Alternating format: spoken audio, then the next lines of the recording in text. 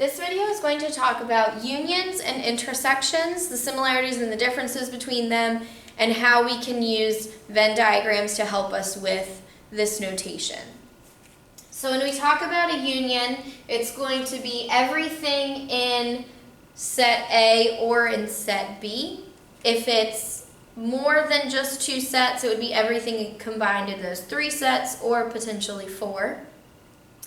The way that I think about a union, if two people are going to get married and buy a house together, everything that the husband owned before the marriage and everything that the wife owned before the marriage are both going to be put into the house. So everything that she owned and everything that he owned, they're going to bring together to the house. Now the difference between the union and the intersection is the intersection is only the things that are contained in both sets. So going back to the discussion of moving in together. If the wife owned a TV beforehand and the husband owned a TV beforehand, then the intersection of those sets, the wife's possessions and the husband's possessions, would be a television. So I'm going to use that and look at some examples. So here's the first example, and I'll move this down a little bit. Rolling a regular 8-sided die. So nothing about the die has been manipulated in any way. It's just a normal 8-sided die, so numbers 1 through 8. A is going to be all the odd numbers. B is going to be the numbers that are divisible by 3. So what I'm going to do is I'm going to list out both of the numbers in set A and set B. And then I'm going to make myself a Venn diagram for set A and set B. So in A, all of the odd numbers between 1 through 8, that would be 1, 3, 5, 7. Just kidding, we're not going up to 9. 1, 3, 5, and 7. Helps if you know what numbers you're talking about. For set B, the numbers that are divisible by 3. Well, I'm going to start at the top. 8 isn't, 7 isn't, 6 is, 5 is not, 4 is not, and 3 would be. So 3 and 6 are the only ones that are going to count for being divisible by 3. Alright, so let's make ourselves a Venn diagram. The numbers that overlap that A and B both have in common are going to go in the middle. The only one they have in common is 3. The only number left out of the mix in set B would be number 6. And then I'm going to have 1, 5, and 7 in set A. So the union of A and B is everything from A and everything from B. Now with 3 being my overlap or what they have in common, I don't have to write that twice, I only have to write that once.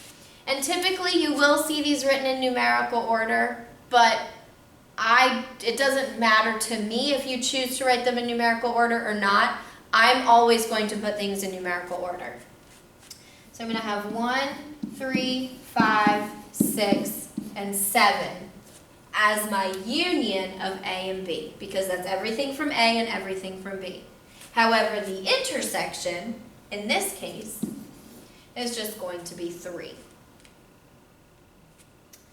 Now I'm going to switch it up a little bit. I'm going to start making things a little bit more complicated. Now I'm going to give you this big Venn diagram.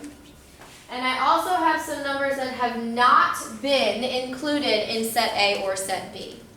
And now we're going to start looking at different types of notation that I could use being given a Venn diagram. So this down here, A with the little apostrophe. That apostrophe means the complement of A or not A. So I can look at everything in this Venn diagram and choose anything that has not been included in set A. So that would be anything that is outside of that yellow highlighted circle. So that would include everything in B that is not part of A and 1, 14, and 15. So I have 1, I have 2, I have 5, I have 10, 11, 13, 14, and 15. And like I said, if you choose not to put it in numerical order, that's fine by me. but you do know if it's a multiple choice question, for example, it will be written in numerical order. So that would be the complement of A or not A. Now we're going to look at the intersection of B and not A. So I want to look at everything that is in B and where that overlaps with everything that is not A. So not A was all of this that I'm putting in that green highlight. So where does the green highlight and the yellow highlight overlap and intersect? And that would be, I'm going to grab another highlighter for this, that would be these pieces in here where I would see the green and the yellow. So I'm going to have the numbers 2, 5, 10, 11, and 13. This is where it's going to start to get more complicated, and I know that this gets a little tricky, but I promise you as soon as it clicks in your head, you're going to be a whiz. We're going to look at one more of these together. We're going to look at the union of A and B, but I'm doing the complement of the union of A and B. So I'm going to choose the union of A and B first, which is everybody in those two circles. But now it's not the union of those two things.